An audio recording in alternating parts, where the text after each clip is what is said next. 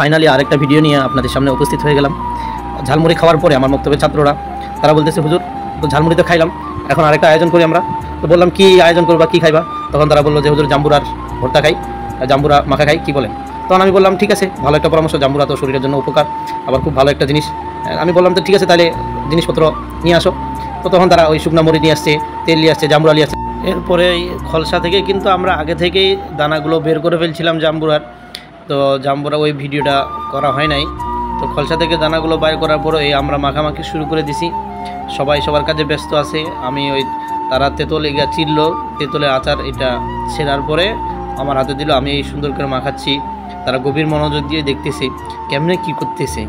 আমরাও তো বানাই, আমাদেরকে তো বানাই খাইতে হবে, বাড়িতে বানাবো। একজন ভিডিও নিয়ে ব্যস্ত আছি, কি বলবো আর। তারা মহা খুশিতে আছি। এরকম কিছুক্ষণ মাখামাখির করার পরে কিন্তু অলরেডি আমাদের এটা কিন্তু তৈয়ার হয়ে গিয়েছে। এখন শুধু খানার পালা। আমি আগে দিয়ে হালকা টেস্ট করে দেখলাম। এখন আমরা খাওয়ার জন্য প্রস্তুত হয়ে গেছি। হালকা লবণ দিয়েও দিলাম। হালকা লবণ দেওয়ার পরে আমি বললাম যে অল্প তেল দাও, তো তেল দিল। এই তো আমরা মাখামাখি শুরু করে দিলাম। অলরেডি কিন্তু হয়ে গেছে। এরপর আমরা কিন্তু খাবো। এখন আমরা খাওয়া শুরু করেই দিয়েছি অলরেডি। অনেক টেস্ট হয়েছে, সবাই বলতেছে অনেক সুস্বাদু হয়েছে, অনেক মজা হয়েছে, সবাই খাইতেছে।